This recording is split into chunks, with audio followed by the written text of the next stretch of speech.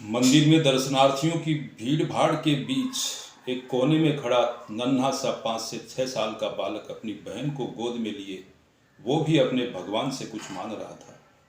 मटमैले कपड़े पहने उस बालक की हैसियत अपने आप बयां कर रही थी। उसके नन्हे नन्हे गाल उसके आंसुओं से पूरी तरह से भीग चुके थे। आंख बंद किए वो अपने भगवान से कुछ मांग रहा था।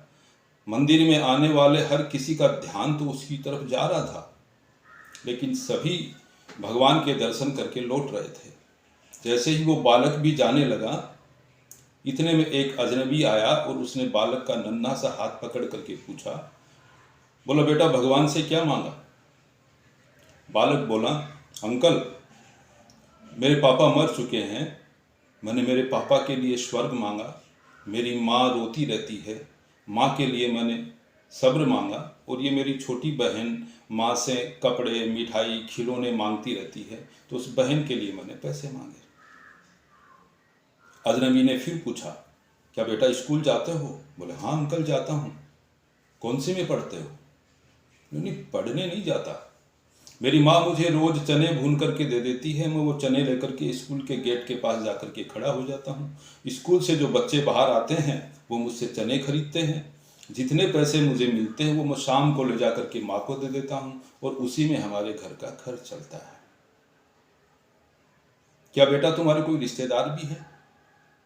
पता नहीं अंकल, माँ कहती है गरीब का कोई रिश्तेदार नहीं होता, माँ कभी झूठ नहीं बोलती है।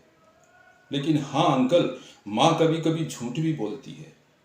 जब हम खाना खा रहे होते हैं तो मैं माँ से ये कहता हूँ कि माँ तुम भी खा लो, तो वो मुझसे कहती कि नहीं नहीं मैं खा चुकी, तुम दोनों भाई बहन खाना खा लो। तब मुझे लगता है कि यहाँ वो माँ झूठ बोलती है।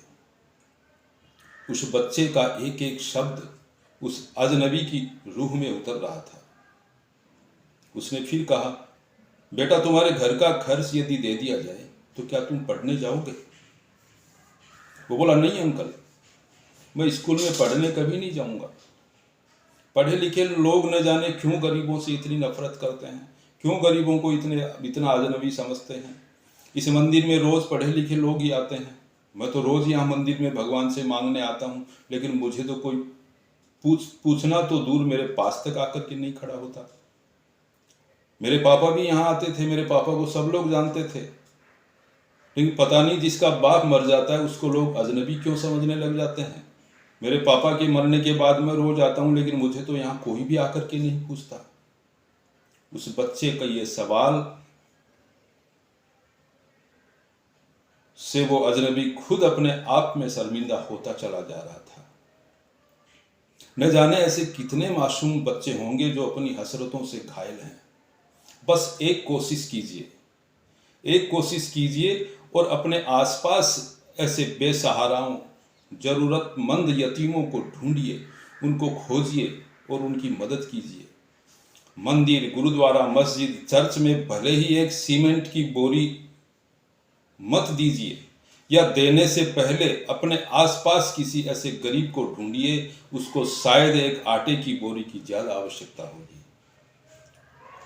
हम जब घर से निकलते हैं ना, रोज़मर्रे का काम है, तो हम ये देखते हैं कि मैं आज कौन से कपड़े पहनूं कि जिससे लोगों को अच्छा लगूं, मैं लोगों को आकर्षित कर सकूं। लेकिन कभी कभी हमें यह भी सोचना चाहिए कि आज मैं ऐसा कौन सा कर्म करूं जिससे मैं आज उस परम पिता परमेश्वर को अच्छा लगूं। बहुत बहुत धन्यवाद।